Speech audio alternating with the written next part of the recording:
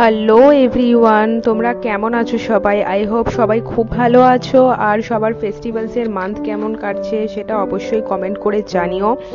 আর আমার এই যে ভিডিওটা দেখতে পাচ্ছ, এটা সপ্তমীর নাইটে ছিল। অলরেডি আমি সপ্তমীর একটা মিনি ব্লগ পোস্ট করেছি, সেটা আমার শর্টস সেকশনে গিয়ে দেখতে পেয়ে যাবে। যদি কেউ ইন্টারেস্টেড থাকো দেখতে পারো। ওটাই মেনলি সপ্তমীর রাতে আমি আমার কোন কোন ফ্রেন্ডসদের সাথে বেরিয়েছিলাম আর কোথায় আমরা মোটামুটি খাওয়া দাওয়া করতে গেছিলাম সেগুলোর সব ডিটেলস দেওয়া আছে, চাইলে তোমরা ওগুলো চেক আউট করতে পারো। আর এই ভিডিওটা স্পেসিফিক্যালি আমরা কোন দিকে প্যান্ডেল হপিংয়ে গেছিলাম সপ্তমীর দিন আর কতগুলো কি ঠাকুর দেখেছি সেগুলোর ডিটেলস নিয়ে আমি বানিয়েছি। আর এই ভিডিওটায় দেখতেই পাচ্ছ আমরা নর্থ কলকাতার দিকে আমাদের উল্টোডাঙ্গা সাইডে কবিরাজ বাগান থেকে শুরু করে মোটামুটি ওখান থেকে তেলেঙ্গা বাগান আরও মাঝখানে যে সমস্ত জায়গাগুলো আছে তার মধ্যে 3-4টে প্লেসের আমরা ঠাকুর দেখেছি। টোটাল ওই চার থেকে 5টার মধ্যে ঠাকুর আমরা দেখেছি, ছোট বড় মিলিয়ে। আর কোনো কম্প্যারিজনে যাচ্ছি না, ছোট বড় সব কটা মণ্ডপ।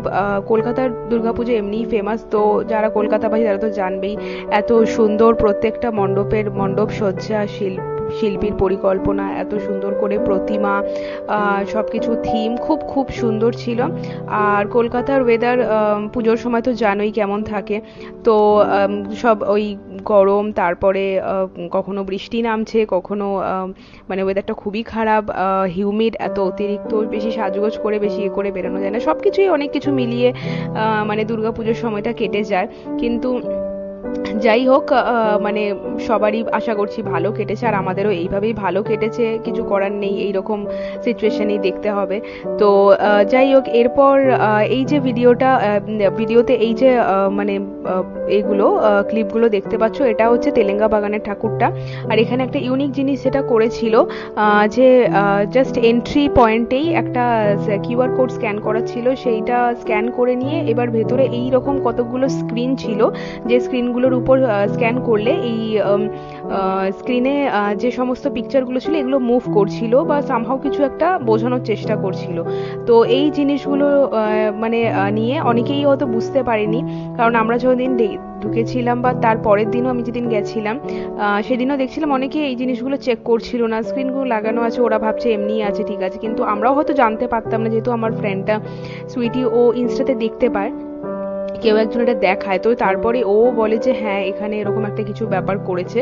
তো যাই হোক, সবকটা স্ক্রিনের না হলেও কয়েকটা স্ক্রিনের আমরা ক্লিপ নিয়েছি, যেগুলো মানে চালু হচ্ছিল, কারণ ইন্টারনেটের কানেকশনেরও একটা ব্যাপার ছিল।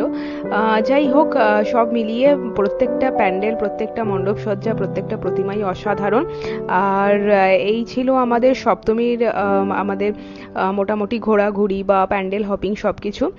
আর আমার ভিডিওগুলো যদি ভালো লেগে থাকে, লাইক শেয়ার কমেন্ট করতে ভুলো না। আর প্লিজ যদি নতুন হয়ে থাকো সাবস্ক্রাইব করে পাশে থেকো। আর দেখা হচ্ছে নেক্সট কোনো ব্লগে খুব তাড়াতাড়ি।